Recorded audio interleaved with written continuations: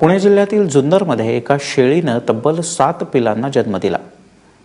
खोदडमध्ये राहणाऱ्या तुकाराम पानमन यांच्या गावरान शेळीनं या पिलांना जन्म दिला। या शेळीनं आधी 6 वेळेला 3 ते 4 पिलांना जन्म दिला होता, मात्र आता या शेळीनं एकाच वेळेला 7 पिलांना जन्म दिला असून शेळी आणि तिच्या पिल्लांची प्रकृती उत्तम आहे। ही बातमी पंचक्रोशीत पसरल्यानं शेतकरी पानमन यांच्या शेतामध्ये पिलांना पाहण्यासाठी सध्या गर्दी करत आहेत।